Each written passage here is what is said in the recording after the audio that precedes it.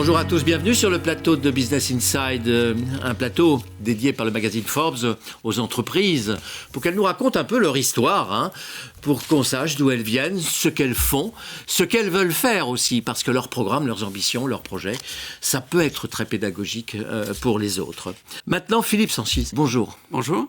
Vous dirigez Vialink, directeur général, qui est une fintech. Ça appartient à la grande famille des fintechs, c'est-à-dire des entreprises qui sont dans l'orbite de la finance et qui aident la finance à fonctionner, c'est ça ? Exactement. On fait partie de cette grande famille-là. Ouais. On ne sait pas très bien ce qu'elles font. Et c'est bien le problème, parce que vous avez beaucoup de mal à nous montrer ce que vous faites, comme dans toute l'industrie digitale. C'est vrai que c'est difficile à montrer, parce que c'est plus difficile qu'une agence de voyage. Voilà, absolument. Mais en fait, c'est assez simple.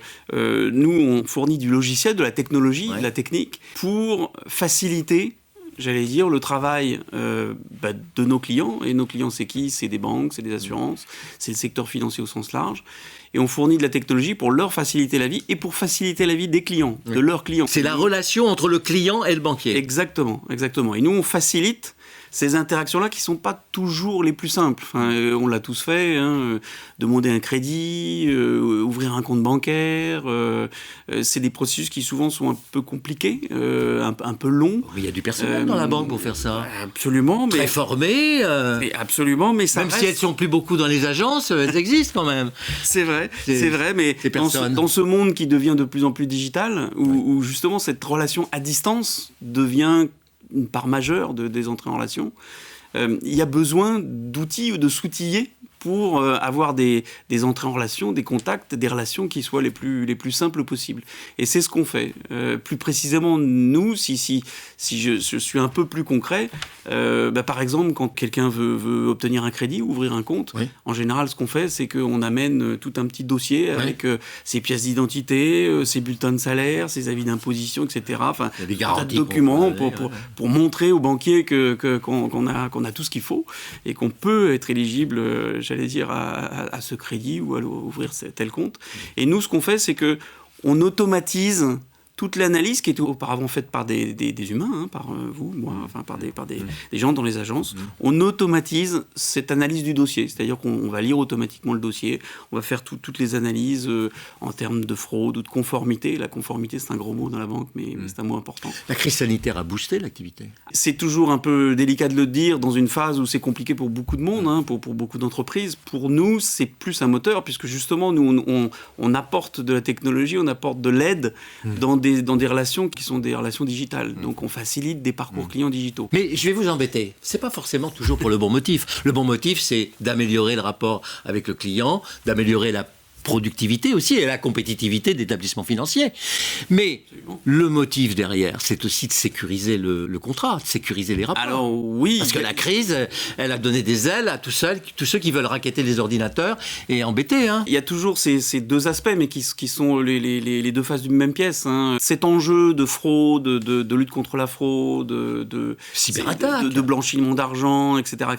Tous ces enjeux-là, les établissements financiers les ont depuis 10 ans, depuis. Alors, ça s'accélère parce que justement, les entrées en relation digitale sont un nouveau champ de jeu, en tout cas, pour des gens qui veulent essayer de passer entre les gouttes. L'avenir, ça passe par quoi ? Par l'intelligence artificielle ? En quoi l'intelligence artificielle peut-elle favoriser ou participer au développement de votre métier ? Nous, concrètement, c'est ce qu'on fait. C'est-à-dire que toute cette automatisation qu'on apporte dans l'entrée en relation, dans le traitement d'un dossier d'un client, on le fait pour deux raisons. À la fois pour faciliter la vie de la banque, bien sûr, mais aussi pour faciliter la vie au client, puisqu'il a des processus qui sont immédiats, c'est-à-dire qu'il va pouvoir avoir des réponses beaucoup plus rapides et un processus, j'allais dire un parcours qui va être beaucoup plus simple. Pour faire ça, en fait, on a développé beaucoup de technologies, et cette technologie, c'est de l'intelligence artificielle. On est parti, justement, on marie tout un ensemble de techniques qui sont des techniques d'intelligence artificielle. Oui, moi, je ne suis pas du métier, mais l'intelligence artificielle, on m'a expliqué que c'était finalement un ensemble de process qui permettait de récupérer le maximum d'informations et en travaillant cette information, réussir à trouver des solutions qu'on n'imaginait pas forcément au départ. En quoi ça interfère dans la relation entre un client qui veut un crédit pour financer sa maison et le banquier qui n'a qu'une envie, c'est de lui faire signer le crédit ? En fait, là, en l'occurrence, concrètement, ça va permettre immédiatement d'avoir une vue complète sur le dossier du client, de l'avoir complètement analysé, de vérifier qu'il n'y a pas de fraude, et aussi d'en retirer toute la substantifique moelle pour pouvoir lui proposer des produits qui vont être adaptés. Donc c'est tout un travail qui se faisait auparavant manuellement, qui aujourd'hui se fait en quelques secondes, automatiquement, par l'intelligence artificielle. C'est un exemple très concret, très pragmatique d'un endroit où l'intelligence artificielle peut apporter quelque chose. Mais je vais continuer de vous embêter.